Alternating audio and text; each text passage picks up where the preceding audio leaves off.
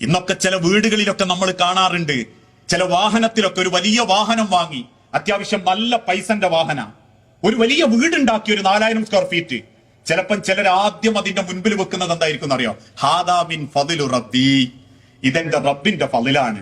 നിങ്ങൾ പല സ്ഥലത്തും കാണലുണ്ടാകൂ ആ ഒരു, ഒന്നെങ്കിൽ ഗൾഫിൽ നിന്ന് കൊണ്ടുവരുന്നത് മാത്രം അതായിരിക്കും, ഒരു ഗ്ലാസ് ഇട്ട് ചില്ലിട്ട കൂട്ടിലൊക്കെ ആ ഖുർആനിക ആയത്ത് ഹാദാ മിൻ ഫദിലു റബ്ബി, ഇതെന്റെ റബ്ബിന്റെ ഫദിലാണ്, അനുഗ്രഹാണ്. ആ ആയത്ത് അവിടെ തീരുന്നില്ല. വിശുദ്ധ ഖുർആനിൽ ഒരു ആയത്താണത്. ആ ആയത്ത് അവിടെ തീരാതെ പടച്ചോൻ പറയുന്ന ഒരു വാക്കുണ്ട്, ഹാദാ മിൻ ഫദിലു റബ്ബി ലിയബ്ലുവനി അഷ്കുറു അം അക്ഫുർ. അതാരും എഴുതിയേക്കൂല. ഹാദാ മിൻ ഫദിലു റബ്ബി, ഇതെന്റെ പടച്ച റബ്ബിന്റെ ഒരു ഫദിലാണ്. എന്തിന്? ലിയബ്ലുവനി, അവൻ എന്നെ പരീക്ഷിക്കാൻ. എന്റെ ഈ വലിയ വീട് പടച്ചോൻ എനിക്ക് തന്ന റഹ്മത്താണ്, ബർക്കത്താണെങ്കിലും ലിയബ്ലുവനി, അവൻ എന്നെ പരീക്ഷിക്കാൻ തന്നതാണിത്. എന്റെ ഈ കാറ്, വില കൂടിയ കാറ് പടച്ചോൻ തന്നതാണെങ്കിലും ലിയബ്ലുവനി, അവൻ എന്നെ പരീക്ഷിക്കാൻ തന്നതാ. എന്റെ ഈ ഡിഗ്രി, എന്റെ ഈ വിദ്യാഭ്യാസം, എന്റെ ഈ പ്രൊഫഷണൽ, ഹാദാ മിൻ ഫദിലു റബ്ബി, ഇത് പടച്ചോന്റെ ഒരു ഫദിലാ.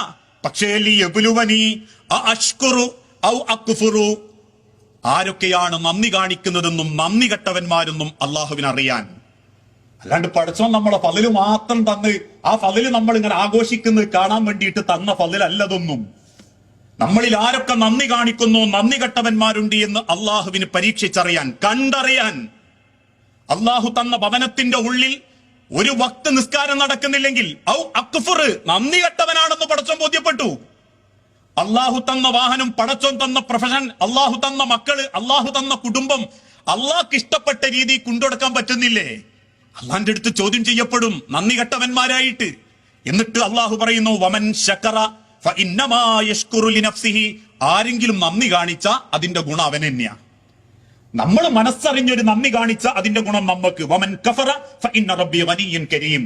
എന്നിട്ട് അള്ളാഹുവിന്റെ ഭാഗം പറയാ, ഇനി നന്ദി കേട് നിങ്ങൾ കാണിച്ചു, നന്ദി കെട്ടവന്മാരായി നിങ്ങളെങ്കിൽ ഫഇന്ന റബ്ബി ഗനിയ്യുൻ, അള്ളാഹു പരിശുദ്ധനാട്ടോ. നിങ്ങൾ നന്ദി കെട്ടെന്ന് കരുതി, നിങ്ങൾ മോശമായി എന്ന് കരുതി പടച്ചോൻ ഒരു ചുക്കും സംഭവിക്കാനില്ല. കാരണം കരീം, അവൻ മാന്യനാ, അവൻ മാന്യനാ. അല്ലാഹ് ചോദിക്കാതെ വാരിക്കോരി തന്നിട്ടുണ്ട്.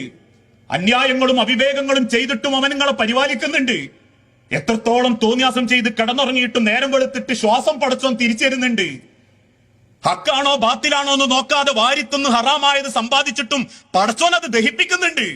മോശായ പലതും കണ്ടു കടന്നിട്ടും പിറ്റേന്ന് നേരം വെളുക്കുമ്പോൾ കണ്ണിന്റെ കാഴ്ച അല്ലാഹ് തിരിച്ചെന്നിട്ടുണ്ട്.